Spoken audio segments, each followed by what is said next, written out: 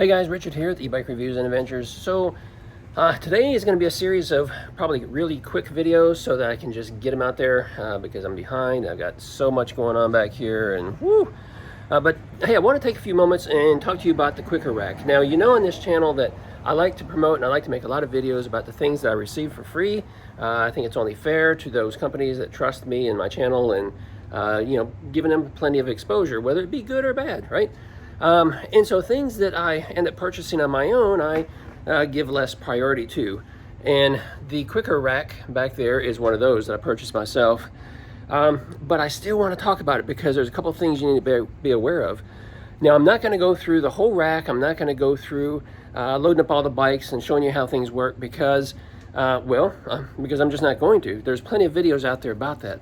But I am going to jump right to a couple of things that I think, a couple of things that I like and a couple of things I don't like to kind of help you who might be out there looking for a rack or maybe even considering this rack right here, kind of give you some things you need to know. So let's jump into it real quick. All right, so there's a couple of things here you need to be aware of right from the start, and that is about the company here. So there's been some confusion, I think, between this rack and the one-up rack, and a lot of people are touting, hey, one-up, this is the best rack out there.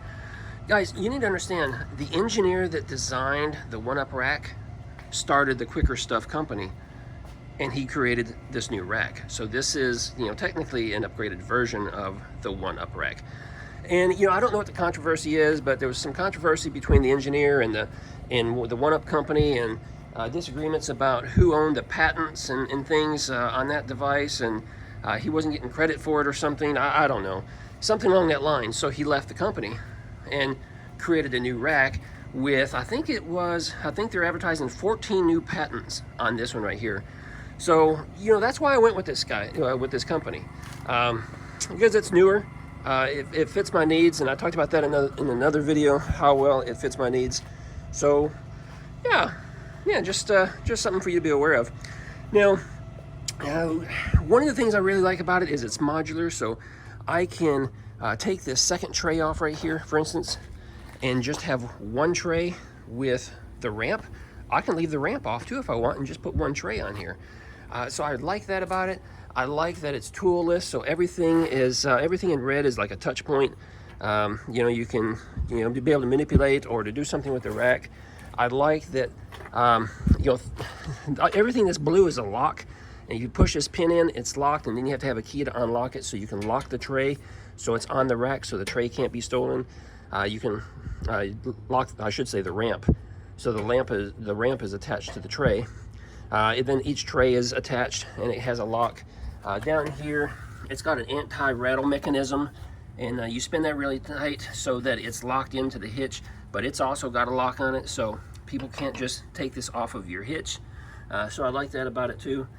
So a lot of neat little things like that that are, I think, well thought out. I like that it's all friction based. Oh, let's look at this little handle here, touch point. Gonna pick that up. Oh, there we go. Trying to do it one-handed is a little hard. Yeah, but hey, shows you can. And you can lay this out flat. Oh, I released the button. And that is one critique I'll talk about in a quick second. So you can lay it all the way down. You can raise it back up right there where, you know, that's considered level. And if you notice, it's stepped. So each tray that you add, you know, steps up just a little bit higher. Now, I like this rack because of the weight capacity. Most e-bike racks are, you know, somewhere around 60, 70 pounds weight, maximum capacity. And we all know some of these e-bikes, especially when you start accessorizing them, you know, they can be 80, 90 pounds, 100 pounds. Well, one tray can hold 120 pounds. So I like that. I like it a lot. If you add two trays and put two bikes on here, it's a total of 240 pounds. But if you add a third tray for a third bike, you now reach the point where the overall weight limit cannot exceed 300 pounds. And then, what is it? I don't remember. When you get to the fourth tray, if you want to add a fourth bike, then it drops even less than that because you're getting further and further away from the hitch, and it's causing too much of a stress right here. So optimally, you know, 3 trays is all you really want to do if you're considering e-bikes, because that would be 100 pounds per tray, maximum 300 pounds. So that would be the ideal configuration. I went with 2 because I have a truck and I can put 2 bikes here and I can put bikes in the back. Now I added this hitch extension, and what is that? It's 7,500 pounds and 750 pounds tongue weight, and it's a 4-inch drop, and I think it brings it out like 8 inches or so. And by doing that, I can still lower my tailgate, and you'll see it doesn't hit right down here, but it is really, really super close right here, right? Now, the sad part about that is when I put a bike on here, then the tailgate doesn't clear, it hits the bike.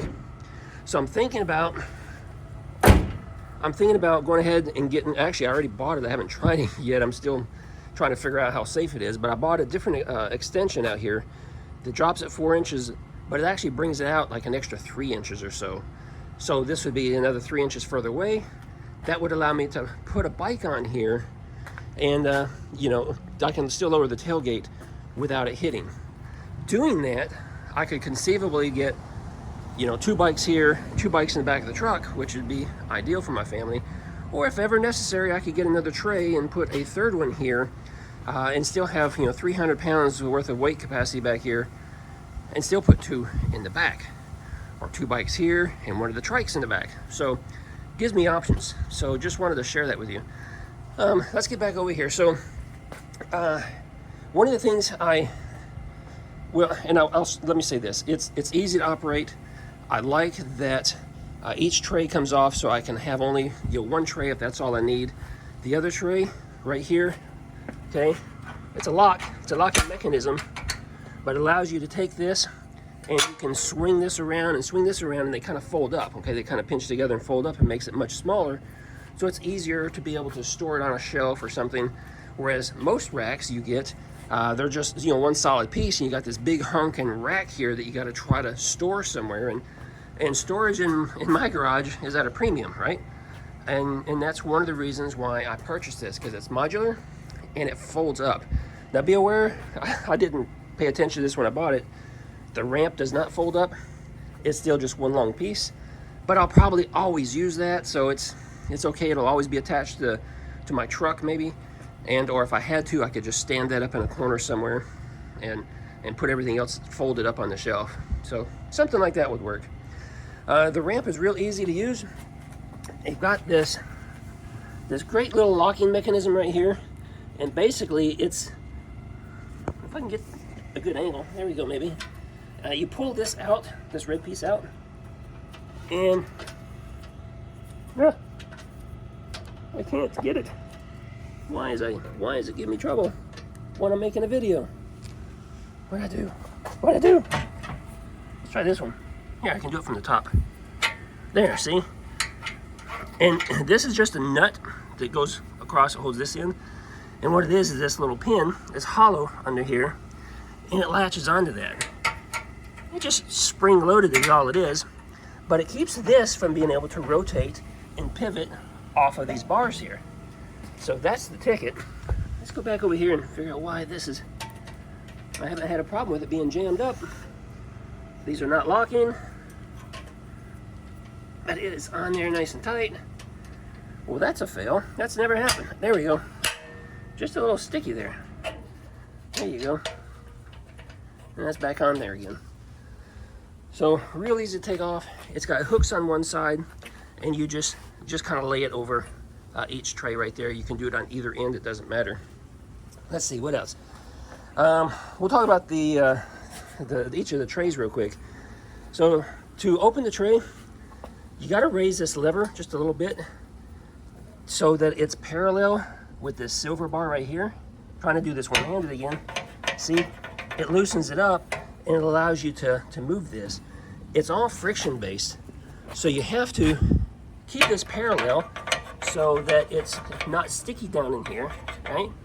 And then if I can grab it with my finger, my other hand, there we go, hold the camera and I can operate it at the same time. See that? And as soon as you release it, it's friction based, so then it kind of locks in again, So that's how that works. It's real simple. You load up your bike, you put your tires in here. This is easily adjustable, whether you have a 20-inch tire or even smaller. You can spin this off. Toolless, no tools, just spin it off. Move this down to this next slot right here. For smaller tires, get it adjusted because you want this to be up against the tire. Once you get your bike on there, all you do is press on it, okay? So it squeezes the tire, puts pressure on it, and again, the friction down here keeps it from backing up, and it will not back up. It will not come back. So pretty neat little design. So I like it. I like it a lot. Let's show you something else here now. So let's talk about a couple of things that I don't like, because there's some things about this $1,600 rack that needs to be improved. Okay, one is this tiny little lever right here. You can only grab it with one finger, and that's just, you know, that's a foul. So you got to reach in here and be able to pull it before you can try to do this one-handed again. There we go. Be able to lock it in, and that's just a tiny little mechanism there. So, you know, I wish that was bigger. That was number one. Number two, let's talk about the license plate. They have an accessory that allows you to attach your license plate here and move it from your truck. They give you this little bracket here that you screw in, and it's got little holes on either side. And on this accessory bracket, it's spring-loaded, so you got this tiny little lever right here. But if you push it, it releases that little pin right there, and it slides out of the bracket that's attached to the very first tray and allows you to move it and put it back up here on your truck, okay? So it's real simple and easy to move them back and forth. One thing I don't care for so much, let's put this back on and I'll show you. Slip this in. Look, I can do this one-handed. Gotta manipulate that little spring and pop in the hole there. I'm not gonna lower this down again, but when you lower this down, the license plate still lays flat. I wished it was free floating, because it's got a little catch in there somewhere, and you have to kind of pull it to break it loose to make it hang straight down. And now that's gonna give me trouble too. I think, you know, they say don't use any lubrication anywhere on this product. I can understand why, because it's all friction based, and if you start lubricating things, it's not going to work properly. But I think that little device there needs it, because look, I can't go down the road with this thing laying down. But when I first got it, you had to pull on it to get it to pop and be visible when the rack is in use. And then when you raised it up, it automatically fell back into that position. So I don't like it, because once this rack is laying down, then you have to come over here and kind of reach underneath here or between the bikes and grab this and flip it. And of course now, live on camera, you can see it won't even flip. So I got to figure out what's going on there. So that's a foul, big foul.